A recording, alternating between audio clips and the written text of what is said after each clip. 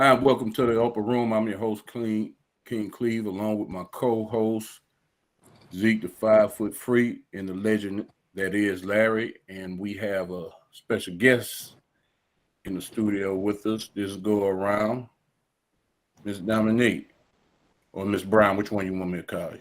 Miss Brown. Mrs. Brown. All right. Well, we have a very special show for you this evening. I wouldn't say there was a rush job, but the legend said that we needed to get it done right away while it was hot, huh? Yeah, because he sure hit us up and said it's a go. Hey, man. Getting it fresh out the kitchen.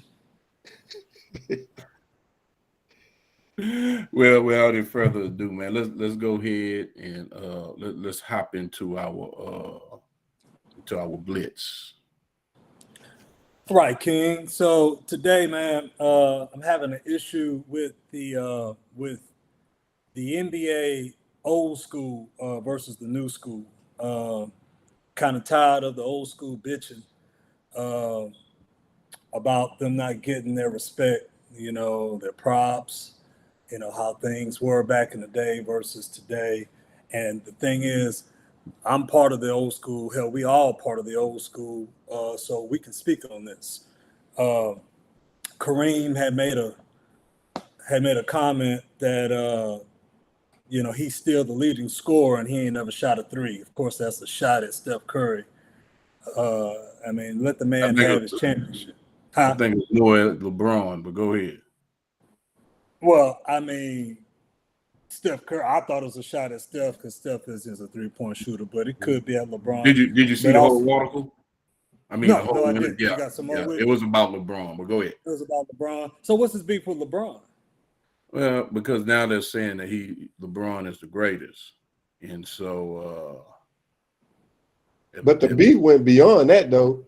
The beef went beyond when LeBron James started crying and stuff like that, because this is the second or third time Kareem has called him out. Yeah, that's right. It was an issue he had with LeBron earlier. Okay.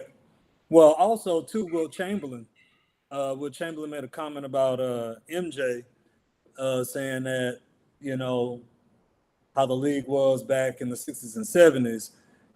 I guess it was too physical for MJ. And my thing is, I didn't see footage of the 60s and 70s. I've seen the way they move. I've seen their agility. I've seen their skill. And you could tell just watching it from film, an old footage, that, I'm pretty sure they were physical. But to say MJ couldn't handle the physical play after what he went through with Detroit, to me, is just a bit absurd, man. And I just think that they need to step back. And I'm just going to be real. Honestly, I think Kareem and Wilt, they still put them on the Mount Rushmore of whatever, simply because of I don't know, because they're older, or you want to pay homage, or you want to trying to give them some type of respect. But I would put Tim Duncan, Shaq, and Hakeem. I don't think that Wilt, Kareem, or Bill Russell could hold a candle to them on every aspect of the game. And that's just real talk. And I can say that I ain't new school.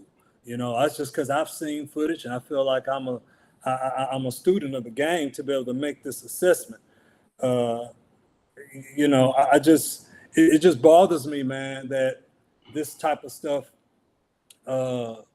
is allowed, and really ain't nobody. I guess everybody still wants to keep them there. Hell, in my opinion, Larry and Magic hanging on by a string. And those two are my favorite players from back in the day.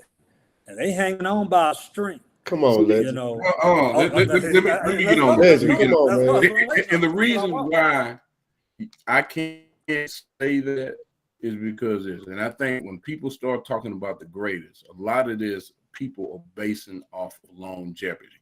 And you can't do that because people have injuries. Some people just don't play as long, don't want to play as long. So a lot of, don't get me wrong, I think LeBron is great, but a lot of what he's doing is based off of longevity, no serious injuries. And, to say, come on, dude. That's almost blasphemy right there. Right now, this is me. If if I had to pick top 10 players, and this is me, of all time, I would go. And for one, let me touch on the Wilt thing, dude. You talking about probably the greatest athlete to ever play in the NBA.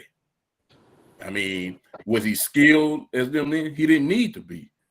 What would happen if he honed his skills with the training and everything that they have now? So see, it's kind of hard to compare eras, and that's why I really hate this, because it's just like with the whole thing with Usain Bolt. When I told him I thought that Bob Hayes was the fastest runner of our time, well, they took and they put the Olympic gold medalist from this past year on a cinder track with the shoes that Bob Hayes ran a 9.9 in, and he ran 11 something. This is the Olympic gold medalist from this who constantly runs under 10. So with the training and you know, and all the upgrades that they have. But anyway, back to this. I go Hakeem 10. I got Wilt at 9.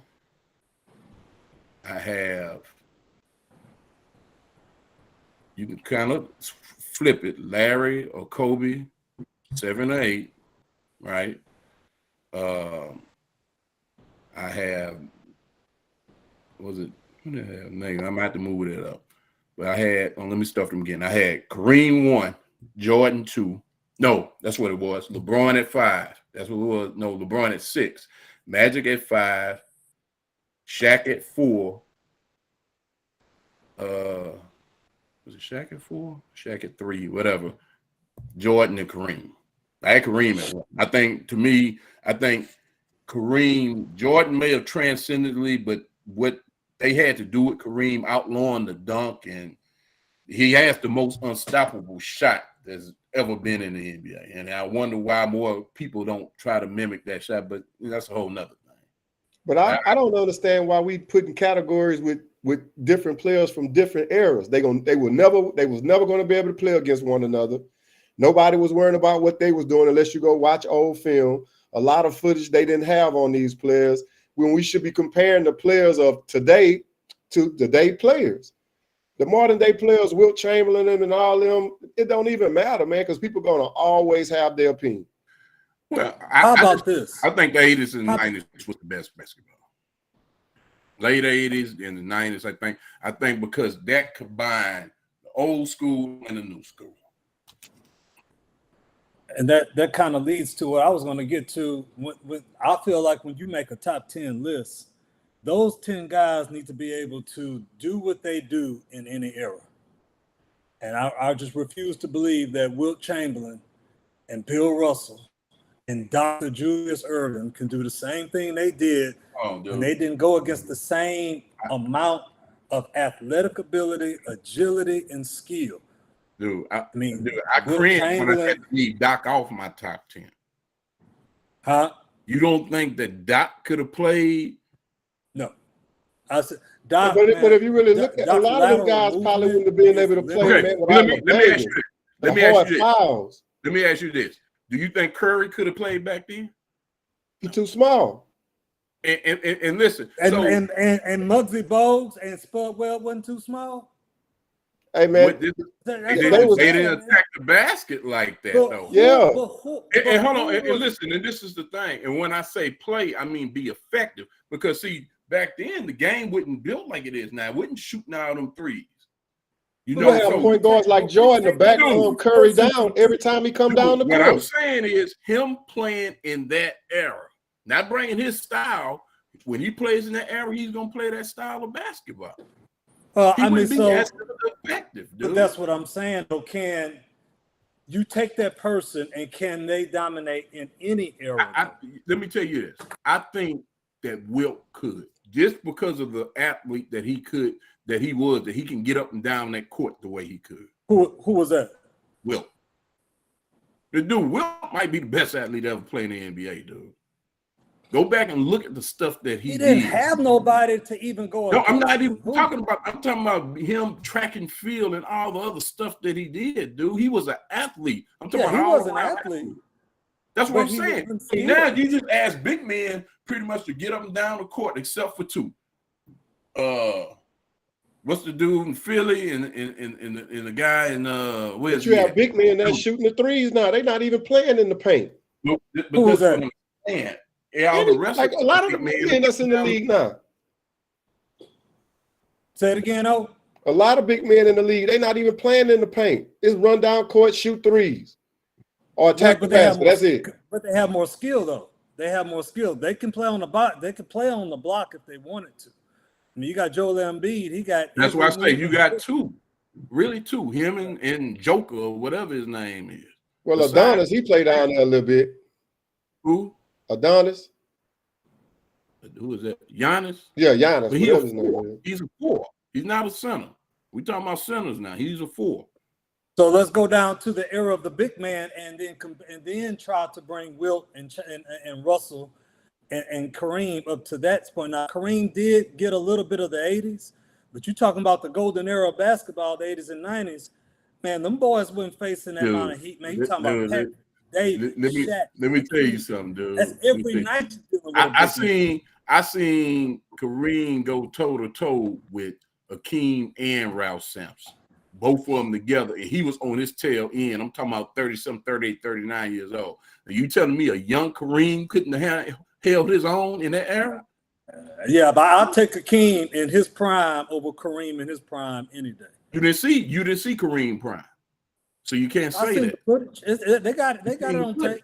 I watched the footage. They won 6 MVPs. I mean, a lot of the stuff I've seen on TV because I wasn't at the game. I can still look at the game on TV and be like, yeah, but I mean, dude, that's a hard thing because he dominated. He dominated. Okay, now I just don't like comparing. I just don't like comparing the old era against the new era. I don't see anything because we're gonna always argue about it. It's gonna always be an argument about Kobe and Michael. It's gonna always be an argument about Kobe and LeBron. Now, hold on. Now, that's one thing that I think doesn't get brought up enough is when you talk about that. They leave Kobe out of that because when you think about it, Kobe is the only player out on that list to win multiple championships without another top 75 player. He's the only one to win multiple championships. Right? He has more 60-point games than Jordan and LeBron combined. He has more. I mean, when they show the stats, it's mine. But again, you know why he's never going to get his props? Because he's hated. Because he's a carbon copy of Mike. He copied Jordan. Okay. Anyway. So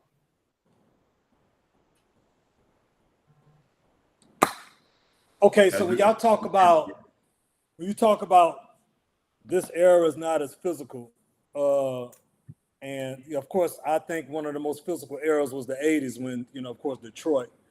That was borderline, not even basketball back then. That's why he started to make. You had, we get close. They did, and the things and the Michael Jordan rules and all that. I know y'all watched the championship. Y'all watched Marcus Smart. And Marcus Smart did everything but pick Steph up and body slam him on the floor at half court. At half court, not at the 3-point line. He picked him up at half court and denied him the ball and grabbed and pushed and did everything. I mean, that's before the man even got the ball. You cannot tell me that that's not a physical style. Now, when you compare it to Detroit, again, that's not even. But they're not doing it the entire season, though, Legend. But the point I'm making is that you cannot tell me. You cannot tell me. Everyone knows that the game gets more physical in the playoffs, right? That's we've known that forever. Now, this is my thing. The NBA is just like the NFL. They are starting to cater to the casual fan. What does the casual fan want? Ask Ms. Brown. She probably don't want, but she's watching football. Any other woman, there's a casual fan. They want to see points. Nobody wants to see a 9-6 game. Just like nobody wants to see one of those old New York Knicks and the Pistons. And the Pistons 79 to 71. I want to see points. So think about it. Think about the rules that they changed. Man, Derek Harper could probably still play in the league right now at 60 if you still let him hand check all the way down to town. Yeah, I mean, you got 2 seconds to shoot after he hand checked all the way down. Who? Who started? Yeah. MJ? Yeah, MJ. That's due to MJ. Of course, they wanted to free up MJ, and about the time the mid-90s came, and that's when I don't know when the rules started to change. When did the rules change? When you that was like his last year. Yeah, okay, that was 96, 97. They started making, but it is what it is, man. I think it's good. I mean, the game is going to change. The players are going to change. It's, a lot more exciting. You see a lot more points. The guys are definitely a lot more athletic now. But that's what we're teaching. I mean, when you go to schools or these AAUs, we want athletes, we want threes, and we want dunks. We don't. Nobody plays in the mid-range anymore. Well, we got a couple of comments. Kerry, did you see what Kerry said? Kerry said Kareem, he agreed with you.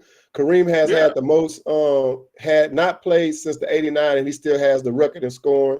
We got Herb said the game, not only have the game has changed, the referees changed too. The who changed? The refs changed? The refs. Well, yeah, because that came from the higher ups because they wanted more scoring. And see, he even said that Kobe is one of the greatest, if not the greatest. But he'll never get them props, dude. And I agree with Chauncey Billups and the rest of them. They sat there and say Kobe probably the most skilled player to ever play the game, top to bottom. Yeah. Top to bottom. Now I make that argument with anybody, And I can't believe that you sit here and say that Magic and Larry hanging on. Let me tell you something, dude. That was a bad white boy. Yeah, I can't believe the legend said that one too. I mean,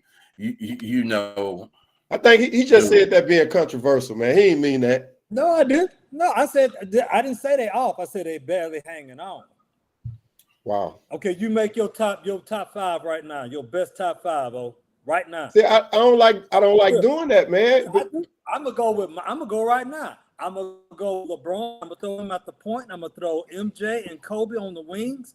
Okay, I'm gonna throw Shaq in there. Okay, and I don't know. I'm still a toss up. I guess I'm gonna go Timmy D. Where's Larry at?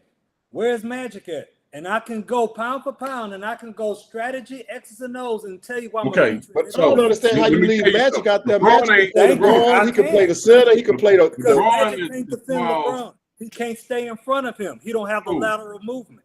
He don't. And y'all. That's why I don't like. That's why I don't like doing that, man. Who don't? Magic cannot stay in front of LeBron. And I guarantee you, LeBron couldn't guard him. But don't forget that Magic won a Finals MVP as a rookie with 42, 15, and 7 playing center. He did. That was before the knees were shot. But I got a 6'8", 265-pound monster. And there's never been nobody whose fingerprints was all over a game without being a volume shooter who controlled the game like Magic Johnson. Magic shot a higher percentage than LeBron, Mike, all of them. He just didn't shoot as much. He didn't need to. Yeah. I mean, he didn't need to because that wasn't what he was about. Listen, if he scored 20 points and then gave you 11 assists, that's another 22 points at least, right? Man, I'm just saying. So we can sit here. These dudes talking about Braun would lock Magic. No, LeBron can't even lock up damn J.R. Speed. He don't play defense. He don't play defense.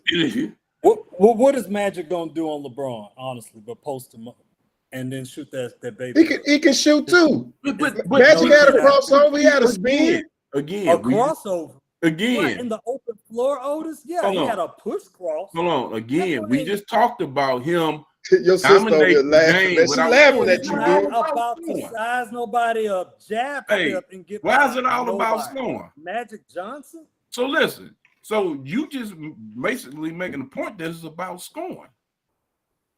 No, right? I was saying Otis was saying how could he get by LeBron? So let me tell you LeBron. No, he can't. Let me tell you this. You don't think that Magic couldn't drop 19 and 10 on LeBron? I didn't say about the points. I'm saying he couldn't get by LeBron on the perimeter off the dribble. He did not have those type of moves. Come on. Whoever stopped Magic from getting across the perimeter? That's the thing. Come on, Legend. You tripping, If he dude. backs it That's the thing. Hold on. I want to address that. When have you ever seen Magic attack like that in the half court going by? Whoever stopped He him? never did, but he's gonna get it. Hold on. He's gonna him. get it, and he's gonna force him to play defense 94 feet, which LeBron is not gonna do. Most of the guards that played Magic were shorter, so he took advantage of him and and that's the only thing that he can do is back somebody down. He ain't taking nobody off the dribble. King, you letting Legend go over the time, man. He gonna try to debate this and debate this, and he know dang well he don't agree with half of that stuff. Nobody's ever stopped Magic. That's why he have the rings he have. Whoever stopped him defensively or coming across the court. That's why he's smiling, because you're just trying to rile us up. Because he's not listed as a point guard. He's not listed as a point. Magic? LeBron. He's listed as a small forward. I put him there because as a coach. We ain't switching position. Let me tell you this. I would take Larry Bird's peak over LeBron's peak. 2 championships, 3 MVPs, and I would take. Dude, come on, man. And dude still averaged 6.5 assists. Larry did the most he could with the physical ability that he was blessed. Larry shot a higher percentage. He shot a higher percentage than LeBron. He averaged more rebounds. LeBron had more assists. Barely. Look at it. Compare. Yeah, I mean, if I was making my first team, I'm going with LeBron over Larry. Simply because of defensively, running the floor, and everything that LeBron can bring. Larry played, like I say, 6'8", 6'9". He did the most of what God gave him. But God gave LeBron a lot more. I just can't say LeBron is a greater. I can't say, and just like I couldn't put Mike over Kareem. But again, it's hard. You know, I would have loved to see Mike and Kobe lock in their prime. Yeah, Kobe said he'll get him. Mike even admitted that a 91 Mike versus an 03 Kobe. He said Kobe will get him only because he stole all his moves. Now that's actually a quote from Mike. I seen him say that. Yeah. But anyway.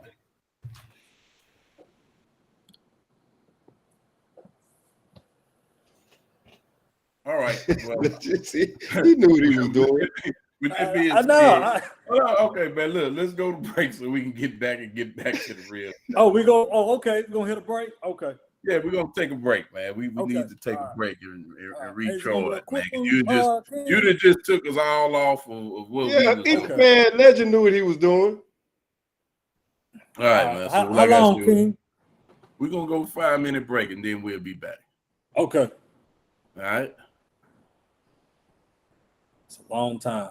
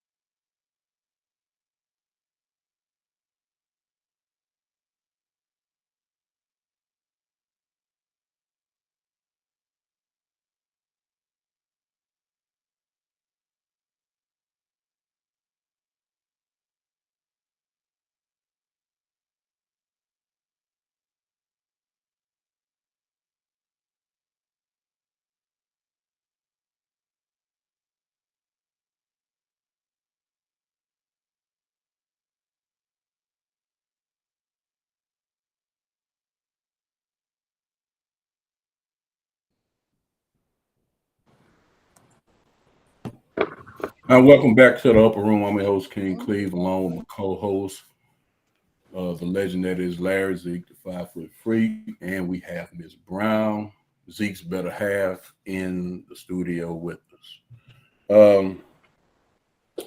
We had to take a break to kind of refuel from Legend and his foolishness. And now we're gonna go ahead, and I just got saying that we need to get you drug tested before you come back on air. Pretty bad. Next week. Yeah, well, I'm just saying that's what we got. But anyway, I got more than that. So you got more than that. We might say that for the next. No, man, we not we ain't gonna entertain him. Let's get on this very controversial topic that is kind of, it's everywhere you look now. I mean, anywhere,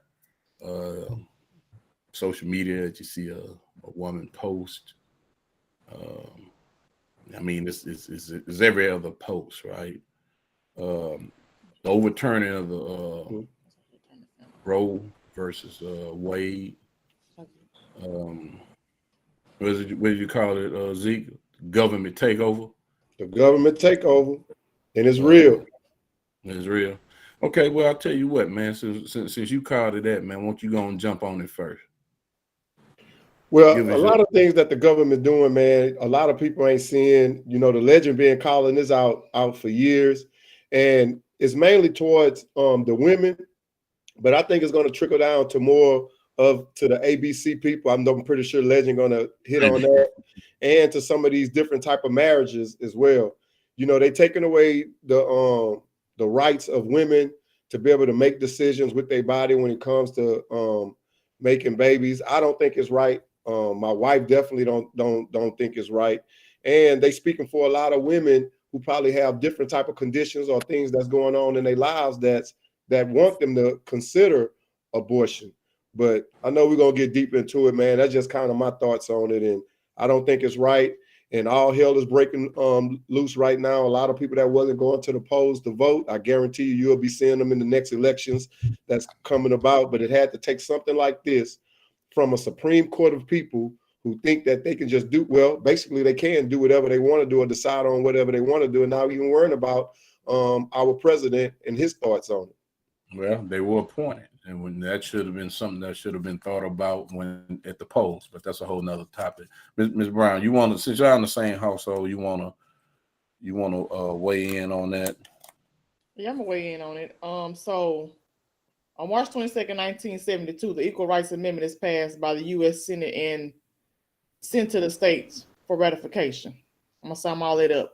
It was the equal rights of women to be created equal without the prohibit discrimination of basis of the sex. So my thing is, how can you tell a woman what to do with their body? The government is bold enough to tell a woman what to do with their body, but they're not bold enough to take care of the real issues in the world. So I'm gonna quote something from Tupac. And since a man can't make one, he has no right to tell a woman when and where to create one. I know you fed up, ladies, but keep your head up. Pop. Legend, go ahead. Because I think I'm gonna swing a little different on this one. Go ahead, Legend. Well, I'm gonna start off. I'm gonna go ahead and establish a baseline before people can go in on me. And my baseline is basically, taking those rights away. Yeah, for the most part, yeah, that's wrong. And I could go on and on about that. There's many factors. You talk about race, rape, incest, deformities, death of the mother, all that stuff is not being taken into consideration when they overturned this law. But are the Republicans doing this? Are they making a moral judgment here? And the answer is no, because obviously they don't use that same energy that they use to overturn it. They're using it to help the people that's alive, after the baby is born. So, and let's not get it twisted. Yeah, they giving these rights to the states to, make the decision about abortion, but Make no mistake about it. The elites, Democrats and Republicans, their mistresses, their daughters, and anybody else that come up pregnant, they will have a private doctor to operate an abortion. So this is not everybody. This is just for the lower tier, for the common folk. Okay. Uh, and in my opinion, without getting too deep before I turn it over to the king, this is really about increasing white population. Remember, listen to what I'm saying. This is about increasing the white population. The New York Times had reported that 26 out of the 50 states in the United States, they reported that they have more whites dying, okay, than being born, and that's due to the drug use, the drug overdose that a lot of white people are doing. So when they make this ruling, yeah, they're gonna come off like, oh, they're gonna throw the Bible at everybody and have all this, but no, they're really looking out for themselves because the white race is decreasing. And I'm just I'll come back with some more stuff because I'll be here all day. Yeah, so I'm a discipline myself right now. So let's just gonna let me keep going. Okay, let me ask this. From a moral standpoint, do you believe in abortion? What's that? Do we believe in abortion? Yeah. I mean, just everyone. I say to a certain extent. Yep. Because like go ahead. Like Legend hit on, what if it's incest? What if a kid is raped or a woman is raped? What if it's medical conditions that if it's a chance that if you have that baby, you're gonna die? Which some women be like, hey, just take care of my child, teach him about me, or whatever the case may be.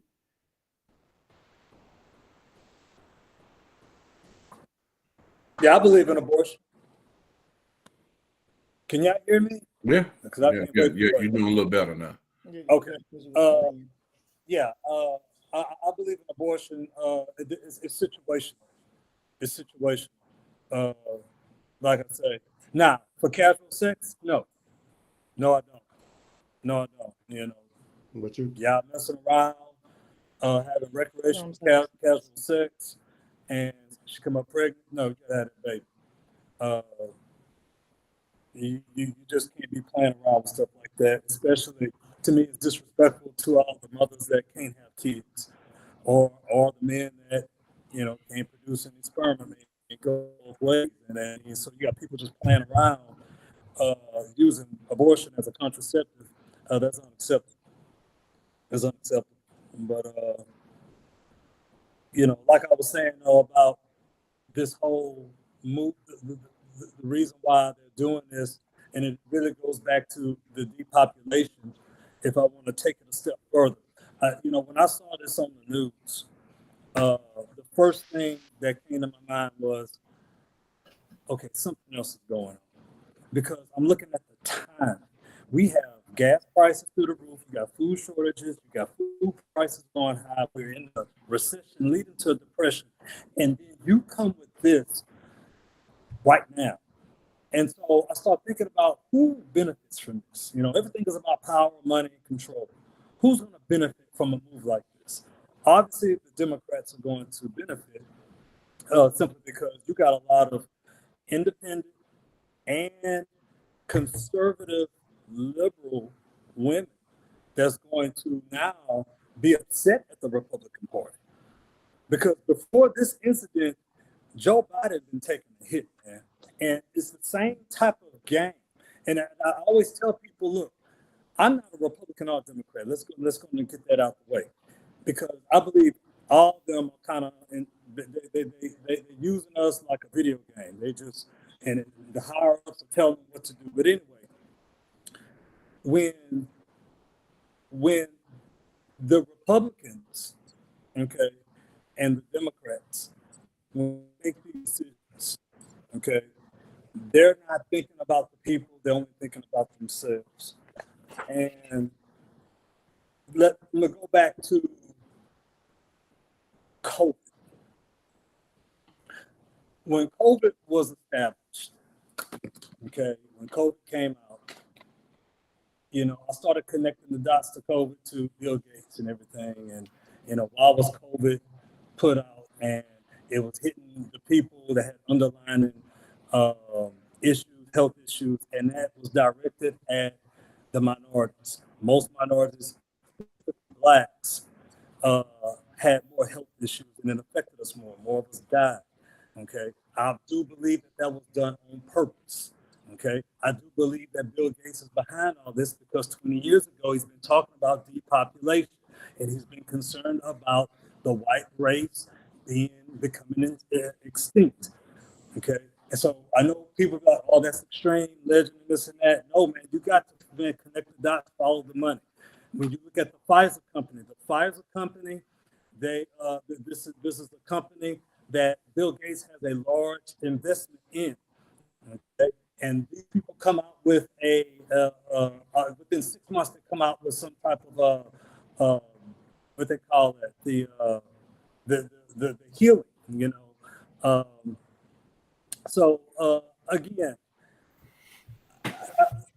all this is not. There's things going on behind the scenes that we really need to pay attention to, and it's much bigger than what we see on TV. Let me ask you this, Legend. You said Biden was taking a hit, right?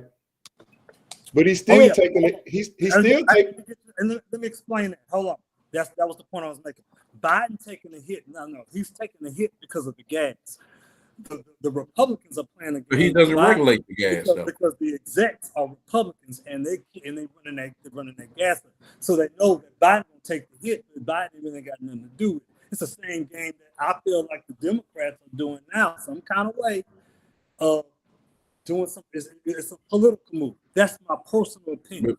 But we do know that the president doesn't regulate the gas price. Exactly, but the people don't see that. They just look at the person that's the president, and he's going to take that hit. He's going to take the hit anyway, though. And that's just like when you were saying with the COVID, with Bill Gates. Let me tell you something. When they said that they was going to ban abortion, don't you know Lifestyle, Trojan, the other condom manufacturers, their sales went up 35 billion units or dollars. Well, ever since they said they fit to ban abortion. So somebody behind that, somebody in this Senate, in the House, and all that, they making some money too. Because I'm pretty sure they invested. But why they have to take for that to come out for the protection thing to go up? You should have been protecting in the first place. Well, because you had the opportunity, if you didn't want the child, to abort the child. I'm again along the lines of what the legend said. I don't believe in abortion except for certain situations. I mean, even with the case of rape, I've always said that when they administer a rape kit or whatever, they should, what's the morning after pill? I mean, I think that's part of the rape. I mean, that should be part of the rape kit. I mean, because there is a possibility, right? Right. And then so now, 2-3 months or however long it takes for a woman to realize, find out that she's pregnant. You don't have to deal with this. I mean, Roe versus Wade, and basically what it boils down to. And now let me say this before people jumping all on me. I do, even though I don't believe in abortion, I do think that a woman has her rights, and if that's what she chooses to do, if that's the way her moral compass spins, then so be it. I mean, I don't think that anyone should have the right to tell a person what to do with their body. And I totally believe that. Now, what this is about the government taking back their power. You do know up until 1965, they had a law where married couples could not use contraception. Yeah, they couldn't use protection. I mean, they I was gonna bring that up too. They could regulate that, and I mean, so now, you know, of course, of course, I'm sure we won't ever go back to that. But now, you know, the L. Okay, where we come the alphabet people, because I always get that, you know, that word. Because now, Clarence Thomas just saying we need to revisit the same-sex marriage too. Right, and I guarantee it's coming. If they can overturn Roe versus Wade, and you do realize that they had a woman that got a legal abortion before the whole Roe versus Wade thing, and she was charged with manslaughter. Man, we'll get our 40 acres and a mule before they mess with the alphabet people. I'll put any money on that. They ain't messing with them people. You ain't never getting that 40 acres and a mule. They scared of them. We'll get our 40 acres and a whole bunch of mules. But what I'm not understanding, they put the ban on, but certain states like I guess Atlanta and New York, they saying you can still come here and all of that. So it's just a ban in certain states, or this is worldwide. Just the Republican states are the ones that's where you can't have the abortion, which is pretty much most of the states in the South and in the Midwest. California, New Mexico, those states on the west. You better not go to Mexico. Those are Democratic states. So that's why they say, yeah, you pretty much want to travel. It's going to be hard for them to enforce that nationwide because you're going to have governors that are going to, you know, buck against it. And then what it might be cause for people to travel across state lines. I mean, you know, I don't know. But anyway, let's go ahead and take another short 3-minute break. Cut this a little short, and then when we get back, we have a special guest that we're gonna bring in. Oh, that went by fast. Yeah. Well, you took up part of it arguing for LeBron. You know, you want to make the case that LeBron the greatest, man. Come on. 40 minutes. I didn't make that case. That's definitely not my. That wasn't the case you was making? Nah, I was just saying LeBron. You was just hey, no, we're not gonna do that. Legend. I mean, King, we're not gonna do that. Hey, I think the upper room need to invest in the condom stocks. That's a good point. Another show. All right. All right, with that being said, but we're gonna go to break. And I want to play devil's advocate too to what you said, King. If you can give me a few minutes. Yeah, I got something that's gonna really stir it up.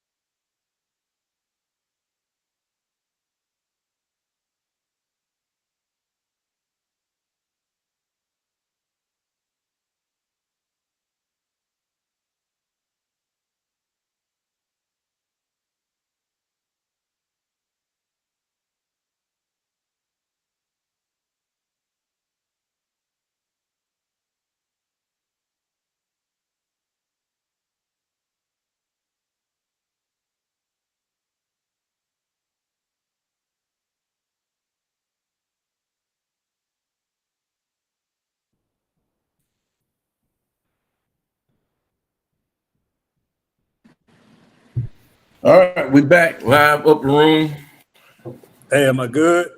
Yeah. There you go. Hey, I like the way you cut him off, Legend. I mean, King, that was a good one. Well, yeah, he's about to. Anyway, man, we got to stick with this government takeover. I know that evidently it's kind of hits a nerve with the Legend also, but Hey, you gotta let me have this take though, man. I gotta say it. You can have it, man. Listen, I'm a kind of stay away from this one, man. I'm a bust. Let me just say this, okay? Yep. Like I said, I have to establish myself first, Mrs. Brown, I do believe that, hey, abortion rights. Legend. Huh? Let me bring my guest on. Okay, man. I'm sure she's interested in hearing what you have to say too. Hey man, I'm gonna sit back on this one, man. I'm gonna sit back on this. He say, okay, man. That's what you live for. So let's see if we can get this guest on here. All right.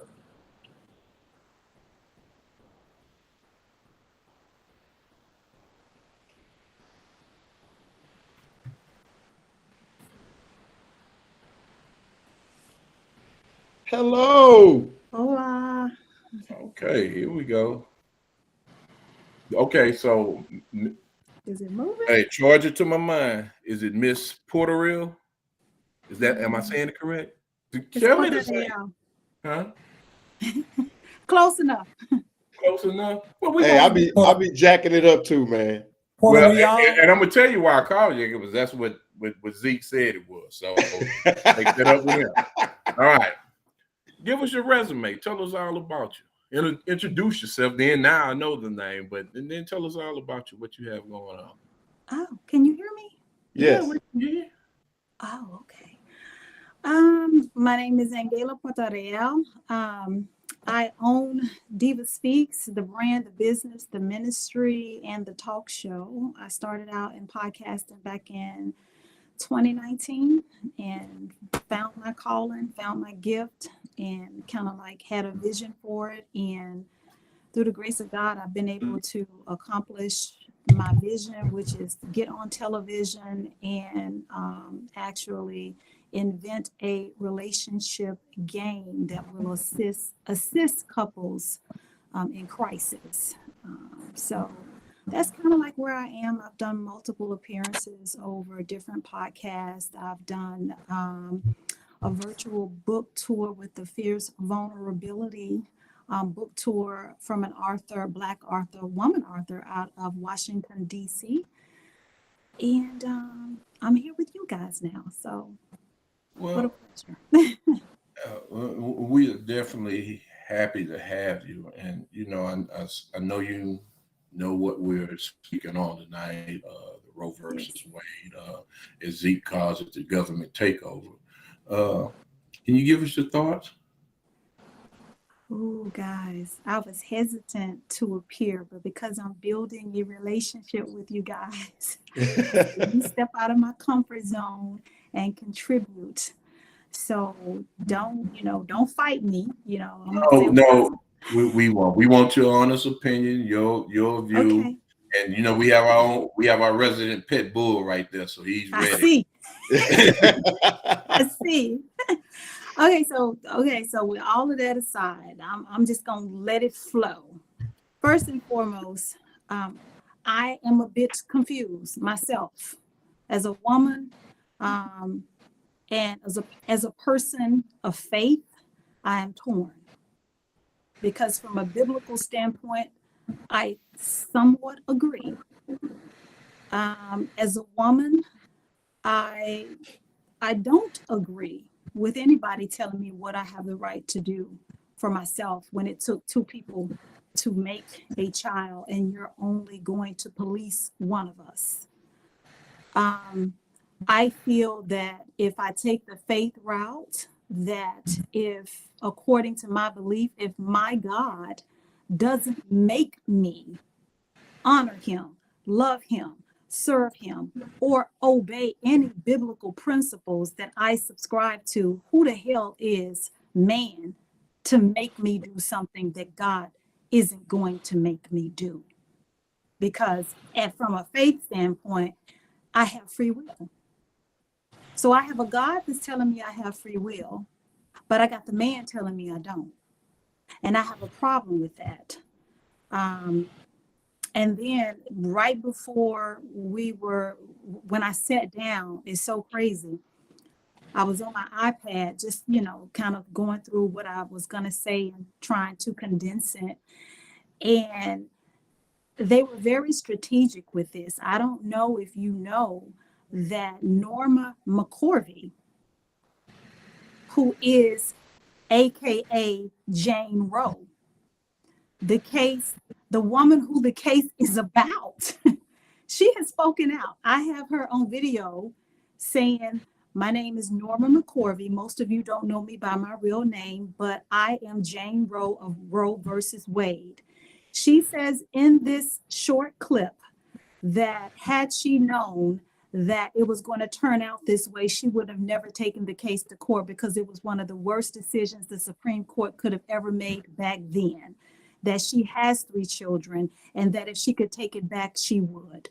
I think that is very powerful. I don't agree with any of it, but I'm thinking that if this woman is coming forth and say, hey guys, I made a mistake, is that food for thought for anyone else who may be in a similar position that she found herself facing back in the 70s? And to wrap up, I do side with each and every one of you and any woman or child that has been the victim of rape, the victims of incest. I think it is beyond cruel to make any woman, to force her to have a child that she had no say so, no right, she wasn't in agreement to, and you're forcing her to have a child out of something that is the most violent that can happen to a woman. However, I don't think they realize what's about to come out the closet. Because all of this backwoods incest, all of this high-ranking officials and the Trumps of the world and everybody, the Jeffrey Epsteins and all of this stuff that have been swept under the rug, and you could get rid of it by simply sending her to the clinic, there will be no more. Not in a legal perspective. And just to put this on the table, it freaking infuriates me that they want to take the moral high ground and they care so much about babies now. You wasn't caring about little black babies when you was lynching their mothers and fathers and leaving them without parents. You wasn't caring about little black babies when you was selling us off in the slave trade. In the Deep South, you wasn't caring about little black babies when you was feeding them to the alligators. You're not caring about black kids or black boys or black people, period, when we're getting gunned down in the streets every day. You have no consideration for black human lives, and the world knows it. But all of a sudden, you want to take the freaking moral high ground and you want to preserve human life with an infant. But if that woman has that infant 10 or 15 years down the road, how dare she ask for assistance? You're going to dehumanize her. You're going to say she's aware of this, she's aware, you shouldn't have laid down. Well, damn, she made it by herself. I'm just saying, I just have a problem with all of it. I'm torn. I don't like to be on the fence, but this one is pulling me in different directions. So, Ms. Diva Speaks, I like how you said that they policing the women, but not the men. I like that, because this whole thing, and even though we have a lot of our men that's fighting for the women and stuff like that for their rights, it's more pointed at the women. Like, because you telling the woman, huh? Man can't have a child, so I mean. But I'm just saying, you know, they telling the women that they can't abort the babies, but they not telling us we better not make none. Okay, to me, you forcing me to do something with my body, but you're not forcing a man to take care of the child. Yeah, they do. That's what child support is for, right? But it's not all of them. So force that man to stay there, since you're gonna force me to do this. So you want them to force the man to stay with the woman? You can't force a relationship. Child support doesn't do anything. I'm just gonna say this once. I hope I'm not saying too much. My oldest daughter, her father paid handsomely for years, still pays, and she's damn near 30. I would have rather have had a co-parent, an active co-parent, than the money. The money buys stuff. Well, The money makes sure that she has, and makes life No, comfortable. my But if point the on that man is was not that it's there, enforced. you know what I'm saying? So you're forcing. How many other women are going to be faced with that? Yeah, but that was my point. It's enforced. It's enforced, and um, you're gonna have a lot of people that will say, why should he be forced to do it? I think it's real sticky to me when it gets down to that, because we sit and we say, okay, well, we shouldn't be able to determine if and when a woman has the baby, if she wants to go through with the pregnancy, right? But once the baby is here, the man isn't giving. He's not given a choice. And then there are several cases where there are men who biologically are not the father, and they're still forced to take care of children. I mean, so this is swinging all kind of ways. It's just not. And that's Yeah. pretty. That's Go pretty ahead. much the angle I was going to come at, King. I think we all in agreement to a certain extent about, taking away these rights from women is very insensitive, cruel. We've talked about that, but there's another element to this, whereas, this is for our guests. Do you feel that a father is just as important as a mother in a child's life? Is that a 50-50 thing? And that Do I feel? do you feel that a father is just as important as a Oh, mother in a child's life? I'm just speaking, authentically from how I would speak to you if I knew you personally. I feel like a father is more important based on my biblical beliefs. I feel that the man is the head of the home and should be the father, which is in pecking order. I feel that it took two people to make this child, but I feel that fathers should be held to a higher standard. I do. That's just my personal beliefs. And again, you're rare because society and a lot of women don't feel that way. They feel like, and especially, I don't know what you feel about this, but as far as the decision to abort, because there are some situations where the father wants the child and the mother doesn't. So where does the man get the right? And if everybody's saying, oh, the man is important, the father's important, and we need him to do this, and like you're saying, you're going a little bit more saying that, I think he's more important. Well, that sounds good, but when it comes to abortion, birth of the baby, the man has no say. And why is that? How come we don't have a right, because my thing is, when God made us, when we came into this world, we didn't have an option. It's not like women just, chose to birth the baby and this and that, and we chose to just produce the sperm. That's the way, it's the luck of the draw. That's just the way it goes. So, and again, I'm using my words carefully because I don't want to come off insensitive. I've had 5 kids. I've seen some. It's horrific in that labor room. It really is, and my hat goes off. I couldn't do it, but at the same time, I do feel like we should have more of a say in that situation, and that directly contradicts what everybody's saying as far as the woman has 100% say on her body, but that baby is 50% that father. And you're going back to the original issue at the heart of the case of Roe versus Wade, what you're speaking to right now. I think when it comes down to that, a father that wants the child to be born, through a vessel that does not want the child to be here, I feel at that point, that man has every right at that point to get the courts involved because a life is at stake. Because you have two people having a difference of opinion.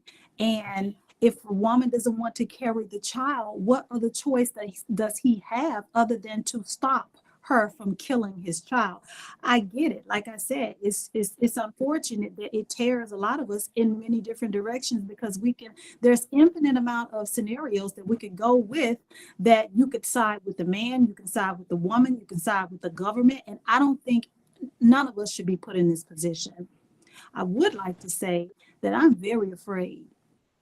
I'm afraid that if this Supreme Court has balls enough to overturn Roe versus Wade, my God, what happens when they target Brown versus the Board of Education? Or what about the ruling to abolish slavery? What happens when they target that? Because they're coming for marriages, the same-sex marriages. They're coming for all of it. They're just getting started. I'm telling you, them overturning this, we ain't seen nothing yet. And like how you said, you know, they were strategic in what they was doing.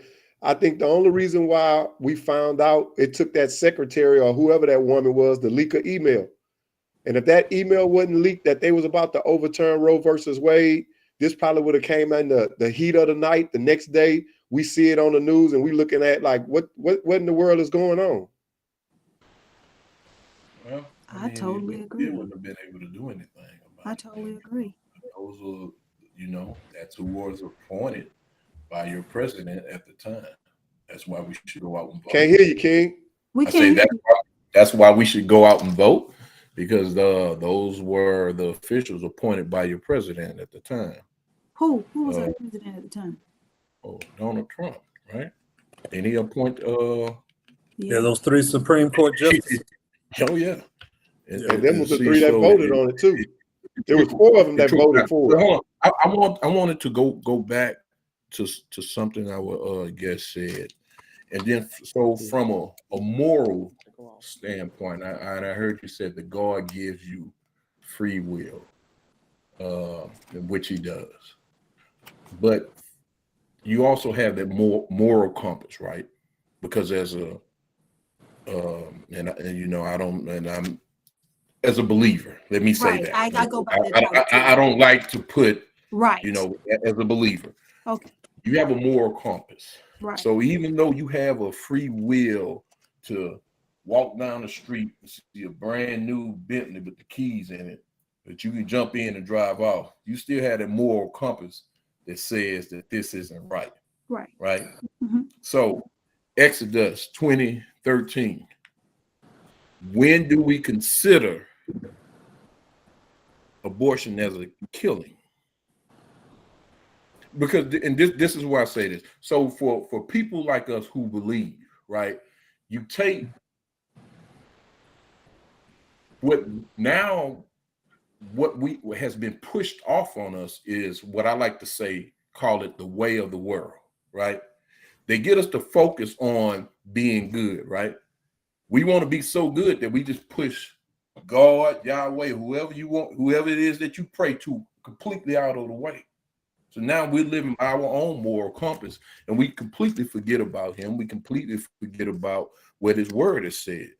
So I just, to me, when we start mixing the two, it's dangerous. I agree. But you know, they already mixed the two though, King. Who? The government.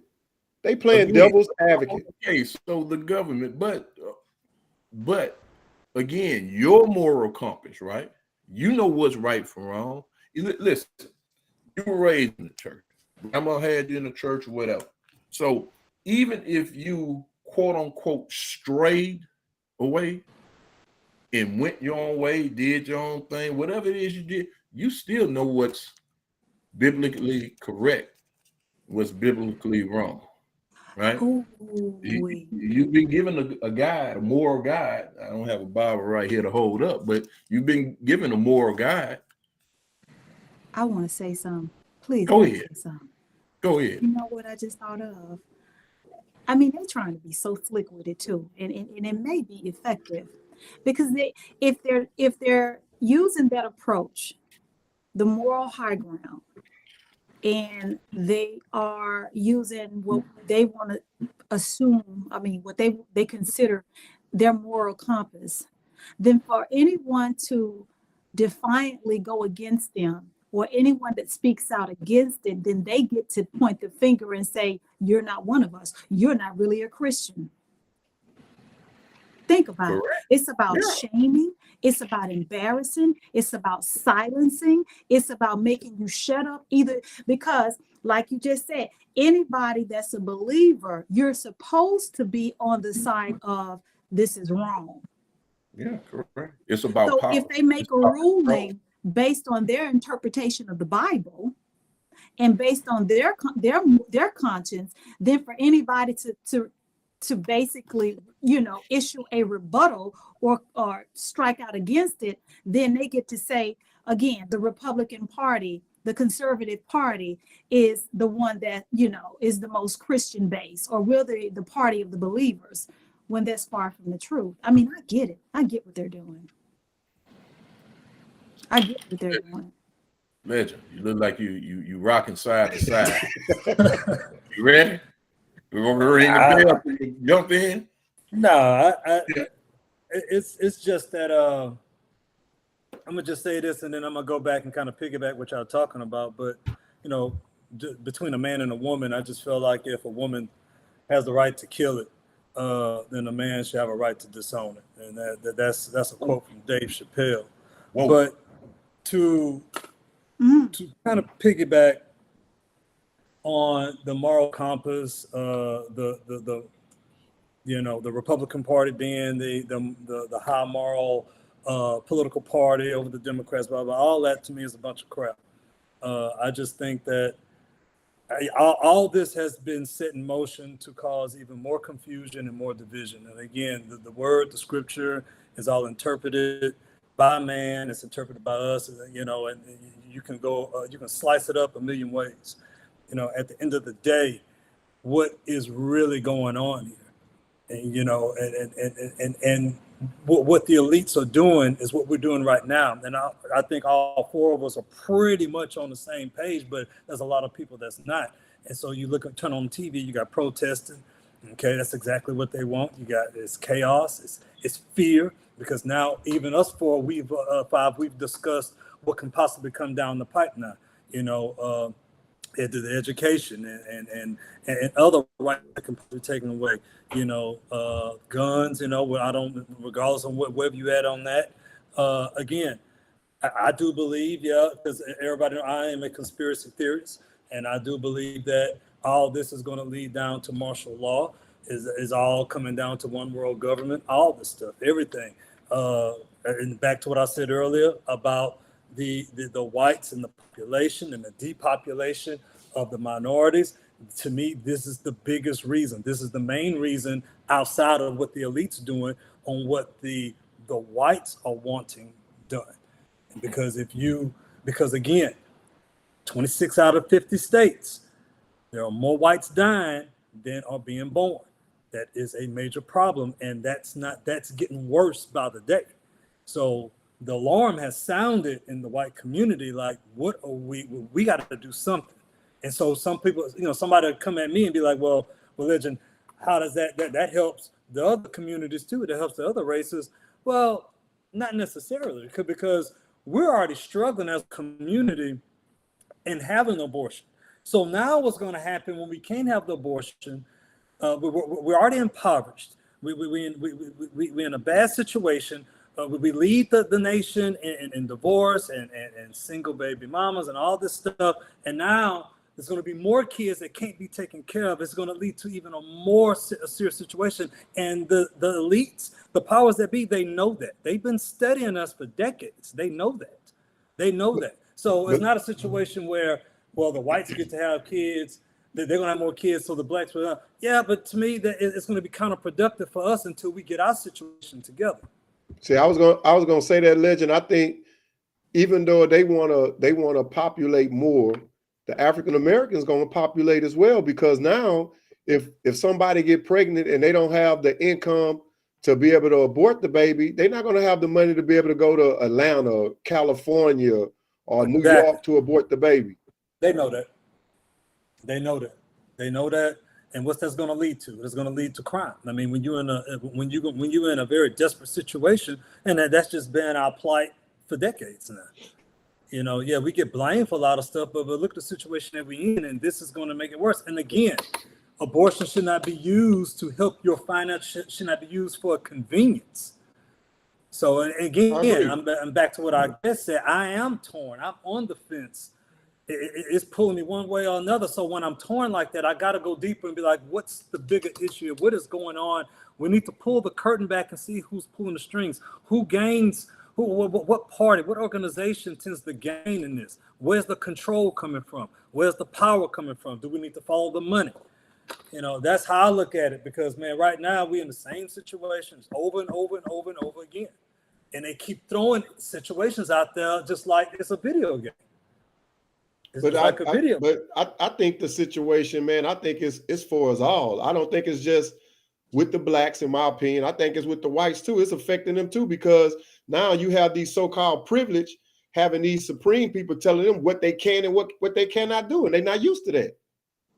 They don't care about. They feeling the after effects just like us. I say, I guess she didn't pull it out the iPad, so she didn't pull. I'm watching. So come on, you know, tell her. I'm sharing the link. Oh, okay, that's what it is. Look, I have a question for you. But you seem to be a spiritual young lady. So when we talk about this moral compass, the Bible, our guide.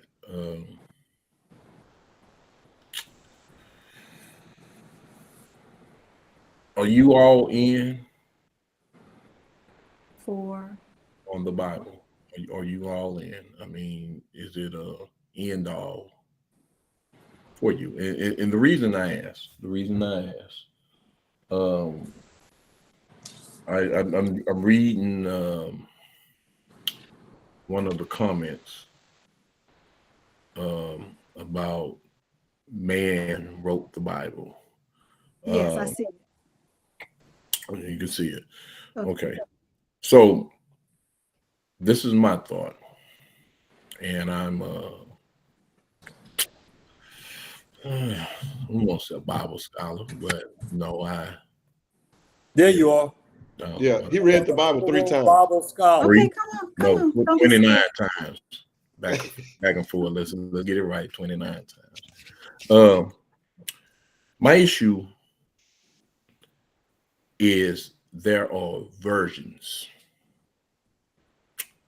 King James version, that's whoever King James was, that was his version. We're taught that the Dead Sea Scrolls is the original text that was taken down. Over time, this could have been manipulated. Now, let me back up. The Lost Books of the Bible. Have you ever read them? No. Okay. Lost Books of the Bible. But I do acknowledge that there are a lot of missing books of the Bible. I have a copy. Some of them are still in Ethiopia. Some of them are in Greece. So I've been told, and I've heard that the Vatican has done their best to conceal lots of it. So I know there's a lot that we do not know. So now, who determined what made the cut? Man. Speak on. You don't want me to answer that seriously, because I can really just say some really wild stuff, but I'm that type of person. Yeah, you can't out-wild the upper room. I guarantee. I have been on this path really trying to understand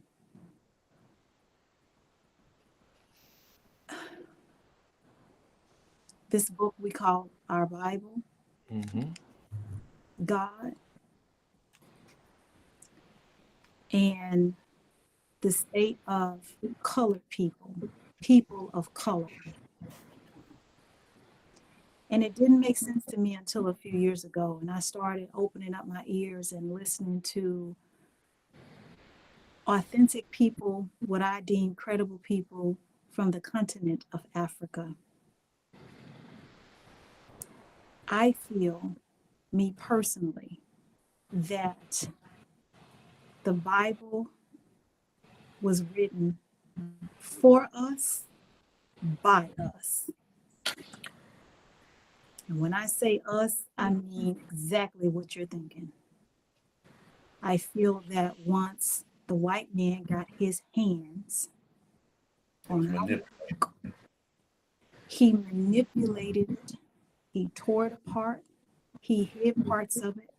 I think our own people had a part in it too, meaning their intent was different, but they did it, trying to salvage pieces of the book so that it wouldn't be totally lost.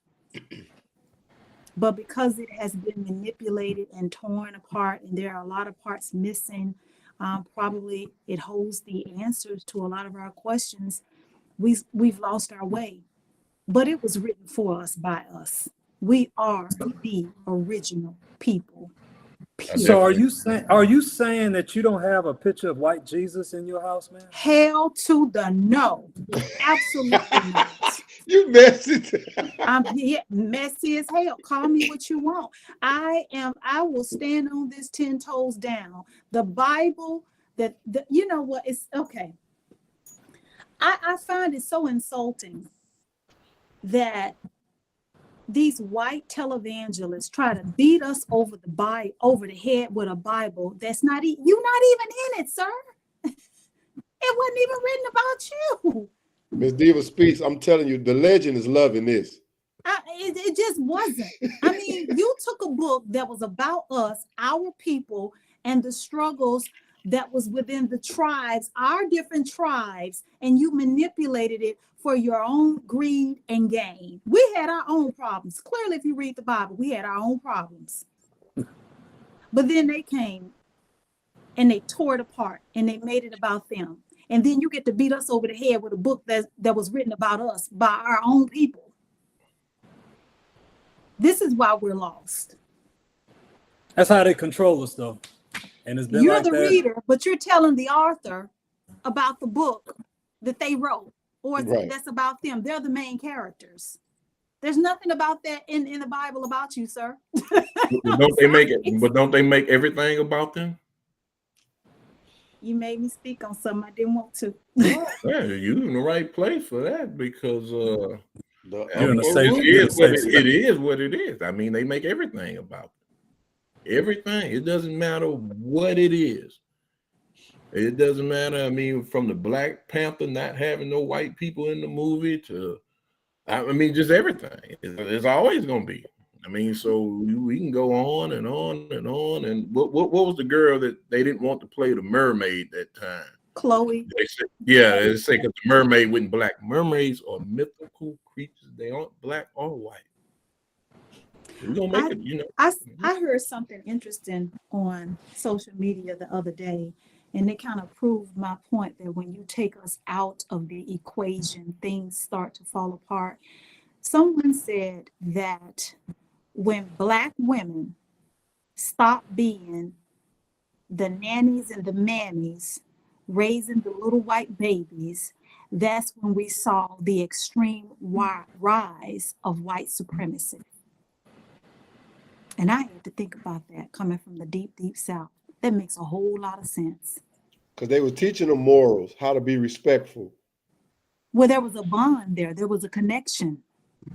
If you got mammy breastfeeding your babies, mammy taking care of the kids, getting them up, putting them to bed, even through the civil rights movement, there was a connection with these little white children who in 20 or 30 years grew up to be their employers. Best case scenario. But when all of that stopped, what happened? You saw more lynchings. You saw more of these groups take over and multiply. Well, I'm more extreme than most because y'all do know, like, you know, King James, he messed with Leonardo da Vinci's boyfriend. That'll love triangle. But I just want to throw that in. Y'all get back to what y'all was saying. Hey, I have a question. Let me say this real quick, Zeke. I'm looking at this book because I got this book is up next for me to read, and I'm really gonna I'll let y'all know how this turns out. Can y'all see it? They lied about God. They lied. And it says here in the bottom, when the inconsistencies in mainstream Christianity no longer suffice.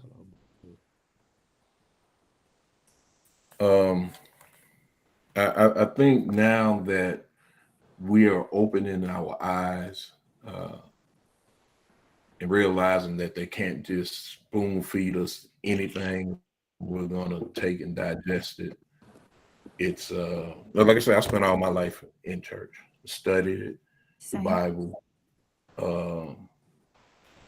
college, and everything. But I think that what it did do, amongst other things, is help me open up my eyes and see when I was being deceived. I mean, let's just call it what it is, man. They use religion to control us. Oh, speaking. See, to control. It's interesting that you said that, King, because this was what my question was going to be. Why in the hell do they use the Bible to swear these people in, to give an oath of saying that they're going to obey by the laws and protect the people, which probably mean they people, and they don't do none of that? You just overturn Roe versus Wade, but you put your hand on that Bible to be sworn into the Supreme Court. Well, it's separated Bible and state, right? So now, but again, it's used when it's convenient. There you go. You have to look at that it's used when it's convenient, and it's just, I mean, that's just what people do. Let's just you know, when something is convenient, or that's what you're supposed to do. No, well, I do this when I want to, but let's go back to, well, I don't want to stay home and raise the children. That's the woman's job. That's been the woman's job. Well, you know, the man is supposed to be the head of the household. He's supposed to. So it becomes, well, you know, a convenience thing when I wanted it to fit. Yep. You see what I'm saying? Yep. So if and don't jump on me. Don't jump on me. You're independent women. Oh Lord. No, I'm just using an example. So I don't want nobody to jump on me. I know I'm probably gonna get a couple of emails from this anyway. We might be all gone for another 2-3 months, but here we go, Facebook ban. but you got a home. Don't forget that. You got a home. Don't worry about Facebook. When I say this, you look at it's being pushed where we can push the man completely out the picture. We don't need a man to be successful, to have a successful family. We don't need that. But at the same time, like the legend said a couple of shows ago, when danger arises, you get out there and go, listen, let me tell you something. Yeah, this is hit. I mean, because when he said it, it just hit the nail on the head for me. I was asleep one night, and evidently somebody didn't close the garage door good or whatever, and the wind blew it open. I didn't even hear it. My wife heard, get up and go see what that is. you know, and so that's what you get, right? But then you get, and I'm not saying that she's like this, but I mean, but then you get women that say, well, I don't need to follow the structure of what the family is. I'm going to veer off from that until it coincides with my wants and my needs. And men are like that too. I'm just speaking from what I see. But go ahead, Legend. I can see you. So my question is, why is this only prevalent in the black race, though, man? See, you know, you don't never hear the Asian women. You don't hear the Hispanic women going on record talking about, I don't need a man. Men ain't shit. Blah blah blah. That doesn't mean they're not saying that or believe it, but they at least doing it in private. And when you do it in public and you're putting it on record and you're putting it in the music and you're putting it in, man, that gets into our spirits. And so you got generations of people, you got children, you got everybody's believing that. Only us. Why are we doing that? And it bothers me, man. And to me, it's just, I don't know, man. It's just one of those things where I really wish the independents, the feminists, of course, I know why they're doing what they do, and y'all know how I am. It's always gonna go back to the powers that be. This is done purposely. It all goes back to the 70s. I don't want to give the history lesson again. It goes back. And right now we are the result of those seeds that was planted, you know, with the feminist movement and the the independent women movement. You know, I blame the Beehive. I'm putting it on. Oh man, I'm putting it on. Yeah. Bring it. I said it. We need to get rid of Beyonce. Man, hey, you saying the wrong name. We don't need that type of hype. I said it.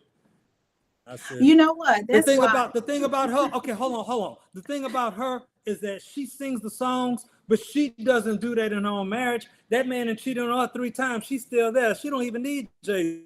That's why I tell people all the time and say, yeah, y'all going and singing her songs and stuff, but actually Beyonce is a cut from the old school. She's standing by her man. She fought through that adversity. They worked it out. They went to counseling. He did it. Like people fixed a little food and told them to stay together, like Betty Wright. Like exactly. You know about Betty Wright. She worked it. No fan. I'm sorry. Go ahead, man. Yeah, I'm sorry. Go ahead. No, I want to hear what, because she looking like we boiling the blood a little bit over here. It's not. I was. You know what? I hear those conversations that you guys are talking about, and I stay away from them. I can't relate, and anything I can't relate or I don't have a point of reference to, I don't say anything about it. I guess I was raised different by a different era in a different time by some different people, because I've never been the type of woman to say I don't need a man. I've never said that. That's probably why I've been married twice. And if this one don't work out, I'm gonna be on to the next one, because I've never had that type of energy or that mindset. My parents were married for 53 years until both of them died a year apart. Every one of their friends in their circle was married. Almost everyone in my family is married. So it's just, I don't know. I guess it's, I don't know. I don't know what to say about those type of women. I understand, being independent to a certain extent, but I call it adulting. Am I really being independent, or am I doing what I'm supposed to do as an adult? Mz Diva speaks. You know what I'm saying? Like I pay my bills. What the hell? That's what you're supposed to do. You want a pat on the back for that? You take care of your kids. Well, you brought them into this world. I mean, they're your kids. Who else you want to take care of them? I've never said I don't need a man. Not ever in life. Period.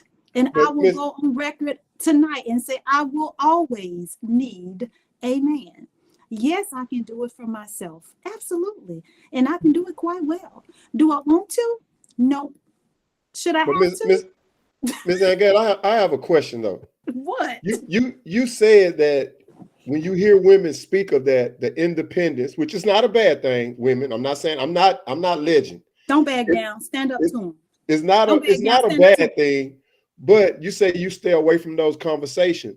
Why don't we have positive, strong women like yourself to say, hold on, sister, let me talk to you for a second. I understand everything you saying, but don't say that. Don't put the men down like that. Ooh. Not cool. Because you know why You want to know why a woman like me will never say that? I'll never have that conversation with any woman that feels like that. Now I'm about to get messy, because the same way that Black men are on TikTok, Facebook, and every social media app complaining about how Black women are treating them, how vicious that they are treating them, those same Black women will turn on me. You see, you don't have to tell me. Anytime a brother talks about how he's been dogged out, disrespected, overlooked, and taken for granted by Black women and this and that, I know exactly where that brother's coming from, because I'm like, I look at the way Black women treat other Black women. I look at the way Black women treat me. I've often said, even before I left Dallas, Texas, I said, there isn't a white person alive that has treated me worse than a Black woman. So when I hear a Black man complain about Black women in the dating arena, when it comes to relationships, I understand where you're coming from. So when you say, why haven't I had that conversation with independent women who think like that? Quite frankly, I don't want to smoke. I don't want to smoke. Boy, they have done a number on us. Man. All women can say they don't need a man, but behind closed doors, you want a man. Hello. You know what I'm really just loving about this real right now is that I'm looking at the legend face, and this is not what he expected. This is not what he expected. He did not expect for her to come out here and be on his side. Agree with what he was. Oh, but you ought to. I mean, see, I know the conversation I had. Yeah. All that I could do is shake her hand.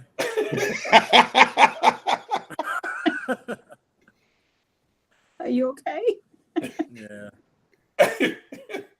But I mean, but honestly, and we've been saying this. This has been said for years. We have to fight to get our family back. And we do so much more together than going separate ways. Yep. What we're doing right now. Well, we're going separate ways. Women, our Black women are pulling one way.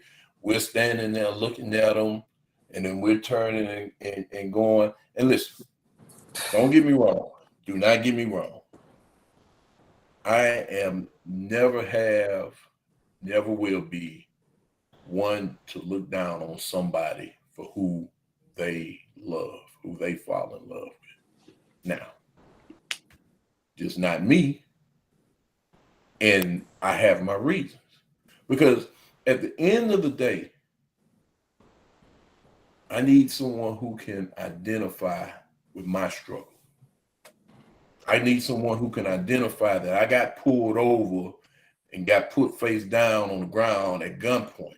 I need someone who can identify with that. Yeah. So it's hard for me to even with coworkers or whatnot. We can't even have those conversations because they can't comprehend what I go through on a day-by-day basis. Who is that? Just get up. Just get over it. Mm-hmm. Who does they represent? They? Who is the they? I don't do well with pronouns sometimes. Who is they? I'm speaking of my Caucasian co-workers. Got it. Okay. So my co-workers. So they can't identify that I worry every time one of my sons would leave the house if he was going to come back or not. Right. Or that I'm looking out the window and they sitting outside shooting a basketball and the police pull up asking them what they're doing. Yeah. In front of a house that I pay for. So that being said, that's what I'm saying. And so I need someone who can identify with me. And listen, to each his own. Like I said, I never knock anyone for that. I actually have very good friends who, you know, and that was their choice. You can't, you know what I mean? You don't, I guess, I don't know, maybe can you decide who you fall in love with? I guess that's a whole nother topic. But anyway, you know, who you love is who you love. But I just think that at the core of it all, we have to get our family. And when I say our, that pronoun is the Black family back in order before we lose it, before we let it slip any further than what is already slipped. I think you have an unattainable goal on your hand. Well, if I think that is unattainable, I would never achieve it, right? Gotta keep working at it. I think your heart is in a good place. I just think all of us are just, as a people, we're That's why I've said on one of our shows that let me ask you this. Let me ask you this. Back in slavery, do you think that people, some of the slaves felt that it was unattainable that we would ever be free? There were some, I'm sure, yeah. They had their doubts. But somebody had to believe, right? Somebody had to believe. But you know, like I said, King, on one of our shows, man, I don't think we'll ever see racism completely go away. We won't be alive when it happens. It won't never go away. This country was built on racism. Now, I said that 100 times before. This country was built on racism. All the perks and all of this, that wasn't intended for you. Remember, don't forget, you was three-fifths of a person. So this was never intended for you. Supreme Court you make me get on that, because we surely be off of here for God knows how long. I don't even want to get on that, but it is what it is. We'll stop chasing the American dream, because the American dream is not for us. But anyway. Exactly. Yeah. Set your own dreams and goals. Go after. We need to use this system like everybody else that come here, use it for our benefit, take care of our families, and give to our community. But we still trying to chase the American dream, and it ain't set up for us. The system ain't set up. But the problem is that takes a mindset. We got to change that mindset, you know. But I mean, like you said, before we can start changing mindsets about that, we got to get our families together. I mean, there's so many levels to this. It's just that we at level 1. and like our guest said, you know, I can kind of, I sympathize, empathize. I understand where she's coming from when she said she don't see it changing. Yeah, the future doesn't look bleak right now. It doesn't look good. But I do agree that we got to continue to plant the seeds, and hopefully our grandkids or great grandkids will see some growth. That's the scary thing about it. I you know, when I leave here, I actually fear what my daughter is going to be left to deal with. Yeah, you think about that too, huh? That's just. I think about it all the time. Yeah. Well, you're not alone. I didn't even know we had. We got. It was this late. But we definitely want to thank our guests. Miss Puerto Rico, I got. I knew he was gonna try to get it right. I got it one last time. Me, oh. What? Puerto Say it Rico? for one last time. Angela Puerto Real. Real. Now I I can't. say it better than the Dominican I married. I can say it better than him. Puerto Rico. You got to roll the R. You got to roll the R. You got to roll the R. Yeah. I'm 30-40% Hispanic, so I mean I can do it. Wait a minute. Wait, stop. What? What? What's Gotta your roll the R. percentage? That's the Hispanic. Yeah, in the Spanish, you gotta roll the R. How much percent? What's the percentage again? It's around 30-40%. It's somewhere in there. Oh my God, that's too funny. This dude here, man. Oh man. I mean, why y'all let him on the Never show? a dull show without this guy. But again, man, we definitely appreciate you coming on, taking time out of your evening, night, whatever you want to call it.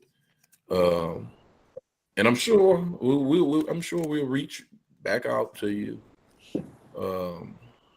Because again, I think you kind of threw the legend for a loop. I mean, this wasn't his guy. He thought he was gonna get somebody who was gonna come in here. He put some water on the flame, dog. Yeah. I've been civil the whole time, like, dang. Yeah. I am delighted to have disappointed you. You know, I don't know. But no, but we are happy that you spoke from the heart and gave us your honest views on the situation and the other topics that we veered off into. So let's do it a little different. Let's get some closing remarks from everyone. Zeke, you want to go first? I'm on the clock. Yeah, let's go. We're gonna go how we started. All right. I think the things that's going on with the government, I think it's an attack on our women. It's not a lot that we can do. I think we need to hit the polls. We need to get out and vote. I think this is going to wake a lot of people up because now it's not only the African Americans, it's affecting the Caucasians as well. I don't know what more we can do for our women. I know we speaking out. I know you have the protests going. I hope it's like clean protests. It ain't a lot of violence going on because we don't need to be losing anyone. But like, the king said and the legend said, I have a couple of beautiful nieces from both of y'all, man, and I wish the best for them because I don't see things going their way. It's also affecting people like my wife. Not that she's pregnant or anything, but she have friends that have kids. She have family members that have kids, and if any of them did decide to get pregnant and it was on the result of sickness or whatever the case may be, and to be told that they cannot abort the baby and stuff like that, I just don't think that's right. Ms. Brown, we're gonna go in order that we came in. Okay. Like Miss Angela said, I'm a little torn, but I mean, it's like women's rights are women's rights. I don't think the government ought to be able to pick and choose what fits who. If the government is bold enough to force a woman and tell them what to do with their body, they need to be bold enough to handle the real issues in the world. Agreed. Legend. Come on, man. Give it. I know you got it. Look, man, we in this situation, we in this matrix, we in this and the only way out of it. They did the law thing, they've overturned it. So yeah, we can vote, but until then, what can we do? Well, we're gonna sit and wait till they change the law back and overturn it? No. So what can we do? That's the question. So what's the solution? I'm always about solutions and not a bunch of complaining and bitching. And so when I think about that and I think about solutions, and I'm gonna piggyback on about what the king was talking about getting our families together. Change your lifestyle. Change your lifestyle. Okay. And what I mean by that, you need to change the way we eat. We need to change the way we need to be disciplined in our decision making. We need to stop allowing our emotions to lead us. Your mind has to be more powerful than your emotions. Stop being sexually reckless. It's something that we have to stop. We can't just use sex as a recreational activity. It wasn't made for that, and it just leads to situations that we got unwanted pregnancies. There's inconvenience. It's going to lead to poverty. It's going to lead to a lot of situations, and now that they've overturned this law, it's going to make it more difficult. So what do? So we got to change our behavior, and in a way, it may force us to do that. It has to. We have to do it now, because if we continue to live the lifestyle and have the same mindset that we've been having, then our problems are going to get worse. They're going to get worse. There are severe consequences when you having that type of casual sex like that, man. And, you know, it's not just physical, mental, emotionally. You're sharing energies with each other, and so you know I can go all day on the spiritual part and this and that, but again, man, individually we got to start making some wholesale changes, top to bottom, and then it'll spread to our families and our wives and our children. But individually though, man, it has to happen like right now, because like you said, this ain't gonna be the first one that they overturn. Something else is gonna happen, you know. And it's all part of a bigger plan, but we are in this matrix, but we don't have to be a part of it. We can use what we need to do to take care of our families, but don't have that belief in it. You know, I always talk about the matrix. There's many levels of matrices, and you know, but we have a matrix that's on top of us as a people that has started from slavery, that we still trying to exercise these demons, and we still can't get over the hump. So we got to get over that. That's all I got. Okay. So basically, we the hunt, man. Hey, man. Look, hey, the hunt is on, man. We the prey, man. I'm serious, man. This is the Hunger Games. It's happening right now. The Hunger Games are the survival of the fittest. We got to stay woke. We got to keep our head on the swivel. Stay informed. Legend out. Okay, I need one more thing from you, Legend.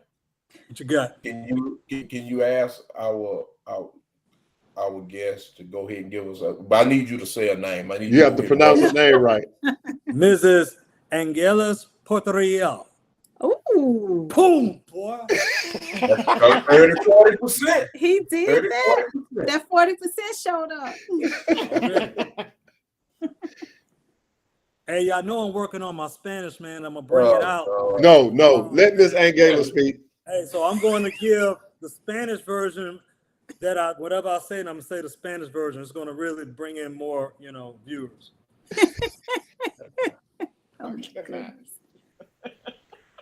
First, I just want to say thank you guys for having me. I had a good time. I don't know about y'all. Thank you. I had a good time. I'm very informative. Thank you for letting me, share my thoughts. I will end my thoughts with saying something even more controversial. And don't fight me, you know what I'm saying? I ain't got my gun permit yet, so just calm down. I don't think any of you guys need to get excited or waste your energy thinking about rushing to the polls when this next election comes. Because, excuse my French, that ain't got shit to do with nothing with what just happened. The Supreme Court has ruled. And in order for them to rule on this again, something monumental has to happen. It will not be revisited. They're in there for life. Unless one of them dies or resigns, all of the people that just made this happen, with the exception of Ketanji Brown, she was not a part of the decision. This is in place. So what I would encourage people to do is make smarter choices. I am in alignment with what each of you has just said, but I wouldn't waste my energy on running to the polls to vote like Michelle Obama has said, like our life depend on it. How many times we got to vote like that? How many times we got to vote like our life depend on it? When does our life change for the better? So I would encourage all of us to make better decisions about, what we do with our bodies, what we do in our bedrooms, our privacy, our beliefs. We got to keep it close to the chest and try to outthink the powers that be that are working against us. And for the sake of relationships, let's build stronger relationships, not only within our marriages and relationships, our homes, our families, but in our communities, so that we can eventually get some unity. And maybe with the unity, we can definitely see some changes, if not for the nation, for our nation, the Black nation. So, I agree with her, man. What? Because I agree. Because here's the thing, they ain't already picked who's gonna be the next president, the next governor, all them big. We need to Oh, focus Trump's on more coming back local. for sure. They already picked that. They already know. But anyway, Trump's King, coming go back. take us out. I'm telling you, he's coming back. Nah, I don't think he's coming back, Ms. Angela. He gonna be I right was back, orange and I'm gonna tell you something. Don't judge me. I was at a private dinner held for him, and our lieutenant governor was there for the state of North Carolina. Black man spoke, black lieutenant governor. Don't Wow. ask me how I got there, but it was in a private country club, a room full of them, and half of that room was full of us. Wow. And it was a lot of powerful people there. I'm telling you, it's a lot going on. Y'all don't know. And the governor from Florida is gonna be his running mate. Gonna be the vice president. Hey man, Already got it. He coming back. Alright. I don't know if he's gonna win, but he's definitely going to run. But that shouldn't affect us no more, man. Because I mean, to be honest with you, whoever been Co-sign. the president, it hasn't affected Democrats or Republicans. Hasn't affected me personally ever. So I don't depend on no politician, nobody to affect what's going on in my household individually. They could put whoever. They can put Dave Chappelle up there. I can care less, man. It don't matter. It don't matter. So. Ms. Angela, you must have been speaking on that because you have 1 hour viewers saying my friend keeps saying Trump is coming back. Was it Naye? No, seriously. I mean, I fly under the radar, guys. I was at this dinner, and if you held a gun to my head and say, take me to where this dinner was, I couldn't take you there. It was so remote in a little town here in North Carolina at a country club. And I'm telling you, people that I met, Republicans, senators, I met the comptroller for the state. I met them. First name introduction. And these people have a powerful plan. And this time, they're going to put Black people on the front line. Because when I was at this dinner, I didn't even know, just from my own ignorance, that our lieutenant governor was a Black man. Black man. Black is Black. Wow. And with a room full of powerful white people, when this Black man spoke, you could hear people breathing. I mean, he rallied the crowd like I'd never even seen at a football game. It was just an energy that I'd never felt before, and it scared me. Not like I'm afraid you're gonna hurt me, like these people about to do something. Like this isn't sugar honey iced tea that you hear about or that the news kind of glosses over. No, they ready, guys. They ready. Well, legend, that hits on your conspiracy theory. They ready. Well, if you And how many Black people can I tell this to? Really, think about it. I'm not in a position to, but they ready. Wow. Okay. Sorry. No. Can no. I come back? Everybody got quiet. No, we just listen. I've always been the type of person. If I'm quiet, that's a good thing because I can't listen if I'm talking. So I'm taking in everything that you're saying. I'm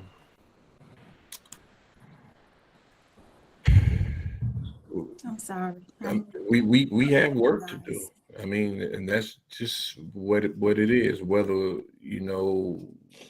it seems attainable or not. I mean, we got to keep fighting until we can't fight no more. Well, can I encourage you before I sign off? Oh, go ahead. All right, listen, you got to think of it this way. Based on what I saw, I need you to know I'm so pro-Black, it's not funny. That's number one. Number two, I'm a Texas girl, okay? I'm all about Black people and what is best for us. I have the capacity to love and accept everyone, but my first commitment is to Black people. With that being said, I never thought that I would be saying this. If you think about it, everything negative that we have internalized that Trump said while he was in office, we internalized it because of his supporters. He had the most unruly, hateful, bigamist on his team and on the front line imaginable. It really wasn't about him versus anything he would say that we took as racism. They ran with it and amplified it. But if you look back, most of what he said about what was going on in the world, he did not lie. He did not lie. Even down to what's going on with the Ukraine, he didn't lie. I was in a room full of those damn supporters, and I swear to God, I expected something like I saw on TV for the whole dinner, and it was anything but, except one moment. There was one moment that man said something, and everybody went nuts. You would have thought they was gonna flip over the tables, and it was at that moment that I realized what the media was doing. Because had cameras been there, they would have took that one clip, they would have played it, they would have circulated it, and it would have seemed like it was a racist rally against people of color. But because I was there and I heard everything in context and the whole scenario that he painted, I was able to say, this is what the media does. But that room full of Trump supporters was the nicest, kindest, most civilized people that I have ever been in. I'm so pro-Black. I don't kiss ass. I don't prefer white company over my own, and I'm telling you this. Those people were actually good people in that setting. Now, when I'm in a room full of Democrats or in a room full of people that's supposed to be of my own political party, I don't get that. I don't know how to explain it. I'm just saying, maybe what we saw was a distraction, but his supporters, if I ever had a chance to tell him, it's your supporters that did you the injustice. You were misunderstood because we're separated by class. You don't understand what it means to be poor. You don't know the working man's struggle. But when he speaks from a place of ignorance versus the dumbass racists that represent him. So that's all. I'm sorry. I said too much. All right. Well, go ahead, because I'm finna wrap it up. You know he wanted to get, man. Go ahead. No, wrap it up. I've learned, it's something I've never admitted, but I've learned to kind of cut through the noise, hear what the man was saying. Am I a fan? No, but I definitely don't do the Democratic Party at all. But does Trump has his issues? Yeah, and I'm not a fan. There are some questionable stuff that he has done. I'm an independent voter and an independent thinker. And so I do agree with you to a certain extent. Some of the things that he has said, it has been some truth. It's just that the noise that he creates himself by ignorance and some of the stupid things that he does, it's hard for you to cut through that and look at the truth of what he's saying. It takes a certain type of person to kind of, go through all that stuff and really dissect what it was really going on. But I hear what you're saying, Ms. Portriel. All right. Well, with that being said, let's call that a show. I'm not gonna even comment. I think y'all did a wonderful job in wrapping it up. This is definitely something, though, I will say this, that we're probably going to have to revisit. Yeah, bro. Just because of the time restraints. And North Carolina is 11 o'clock there, right? It is, sir. Yes, it is. So with that being said, again, we want to thank you for taking the time out of your evening, spending it with us. We want to thank everyone who who viewed in throughout the show, and especially those who are still on looking, because I didn't almost lost myself here. I'm so tired. But with that being said, God bless. Good night. We hope to see you again. Thank you, everyone. Good night. All right, Ms. Barthel. All right.